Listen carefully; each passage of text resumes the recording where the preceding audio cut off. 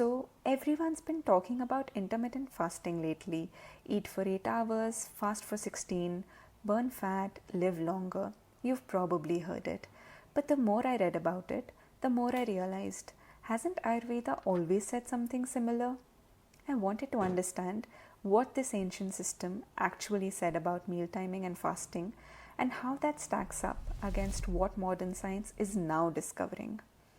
Let's start with what Ayurveda actually says about fasting.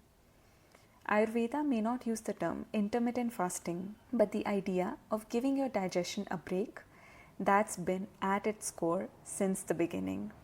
There's a well-known line often quoted in Ayurvedic circles: eat once, you're a yogi; twice, a bhogi; thrice, a rogi, meaning 1 meal a day is saintly, 2 is healthy, 3, you're probably headed for imbalance. And Acharya Sushruta, one of Ayurveda's most respected ancient physicians, advised people to eat just twice a day, morning and evening, and only when you're truly hungry. Here's the catch: you're not supposed to eat just because the clock says so. You eat only when your previous meal is fully digested.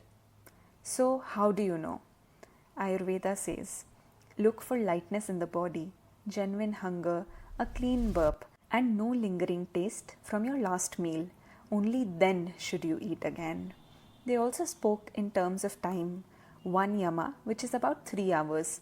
You need at least that much gap between meals, ideally more. Too frequent meals disturb digestion. Too long a gap, that can weaken your energy and aggravate the Vata dosha. Now, Ayurveda never gives blanket rules. It depends on your body type, season, and life stage, among other things. In simpler terms, Kapha types thrive on fasting. Pitta types do better with shorter fasts. Vata types should fast rarely and very gently. And if you don't know your dosha, don't worry. There are plenty of quizzes online that can help you figure it out. Knowing your type is actually the key to understanding what kind of food or fasting works for you. Fasting isn't advised for kids, pregnant women, the elderly, or if your strength or bala is low. Because in Ayurveda, the goal is never to deprive, it's to balance. Now, modern science too is beginning to echo a lot of these ideas.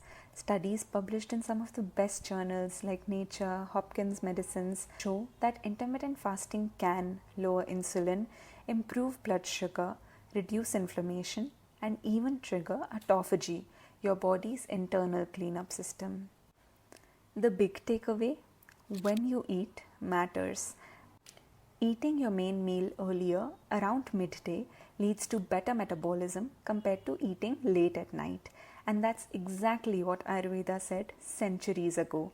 Make lunch your biggest meal, keep dinner early and light. So, how do you apply all of this? Start simple.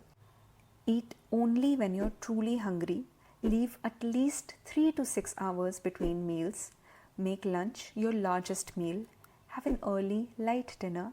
Try to do at least 12 to 14 hours of overnight fast, like finishing dinner by 7 and eating breakfast after 8.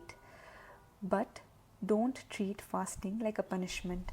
If you're low on strength or dealing with a medical condition like diabetes, heart issues, or pregnancy, always check with your doctor first. It's not about skipping breakfast or dinner just because it's trending.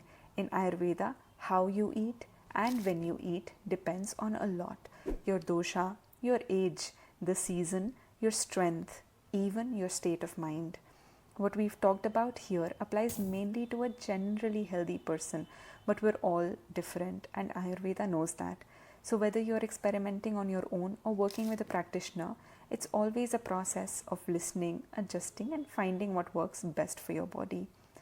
Because in the end, it's not about restriction, it's about rhythm. And if you want to go deeper into how fasting changes with your dosha, life stage, or the time of year, let me know in the comments. We can go into it together. If this helped you see fasting in a new light, feel free to share it with someone who might benefit too. And if you'd like to see more content like this, you're always welcome to subscribe.